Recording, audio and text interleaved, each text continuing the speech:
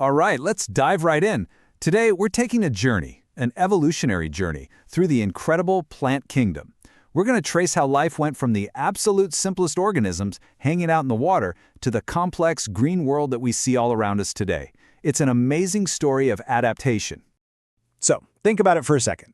When you just look outside your window, you see everything, right? Tiny little mosses, sprawling shrubs, gigantic trees. It's a staggering amount of diversity. So the big question is, how on earth do biologists make any sense of this green chaos? Well, the answer is actually pretty elegant. They follow the story of evolution itself. And this is our roadmap for today. I want you to think of it like an evolutionary ladder. We're going to climb it one rung at a time.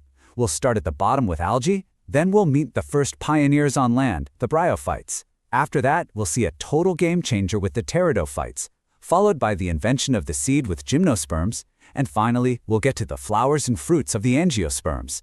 Each one of these steps is a massive innovation that allowed plants to conquer the entire globe. Okay, so our journey begins where pretty much all life began, in the water. We're starting with the foundational group for the entire plant kingdom, these incredibly diverse organisms we call algae. So what exactly is an algae? Well, first off, they have chlorophyll, which just means they can do photosynthesis, make their own food from sunlight. Now, here's a key word you've got to know.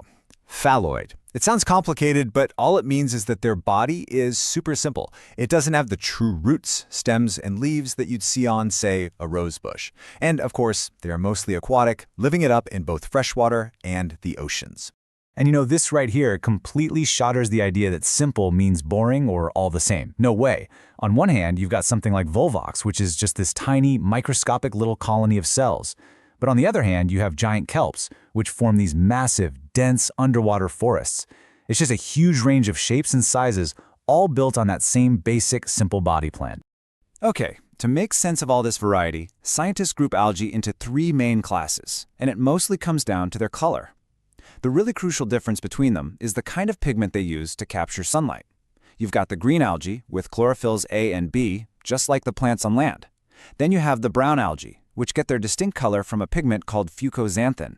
And finally, the red algae, which use something called phycoerythrin. And this isn't just for looks. These different pigments are amazing adaptations that let them absorb different colors of light, which means they can live at all sorts of different depths in the water.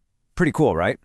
So after millions and millions of years thriving in the water, a group of plants made one of the most important leaps in the history of life. They took the first, very tentative steps onto dry land.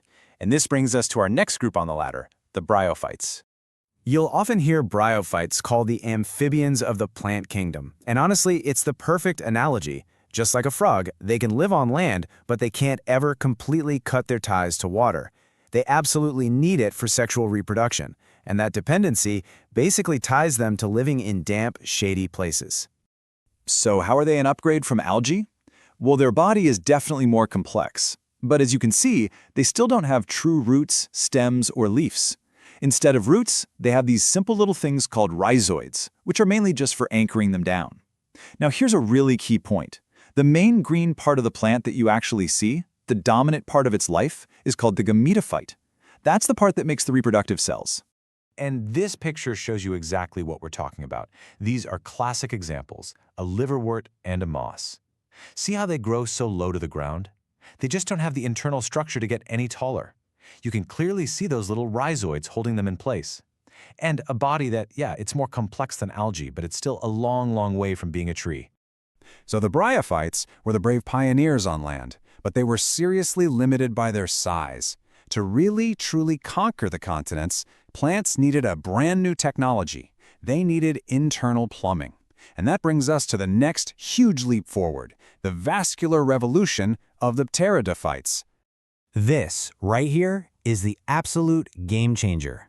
For the very first time in history, we have plants with specialized tissues for transport. Just think of xylem as a set of pipes bringing water up from the ground, and phloem as a kind of nutrient highway, delivering all the sugars made during photosynthesis to the rest of the plant. This one innovation changed absolutely everything. Just look at this comparison. It shows you what a massive deal this was. On the left, you've got the Bryophytes. With no internal transport system, they're stuck being small. But on the right, you have the Pteridophytes. With their brand new, super efficient plumbing, they could finally defy gravity. They could grow tall, reach for the sunlight, and outcompete their neighbors. This also marked a big change in their lifestyle. The main plant you see is now the spore-producing sporophyte, which is a trend we're going to see continue. I mean, the visual proof is just undeniable, right? On the left, you've got that simple, ground-hugging little bryophyte, and on the right, a fern, a classic pteridophyte. Look at those big, complex leaves, what we call fronds.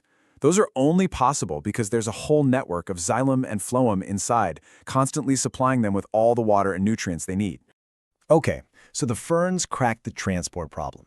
That let them grow tall. But they still had one big weakness, one anchor holding them back.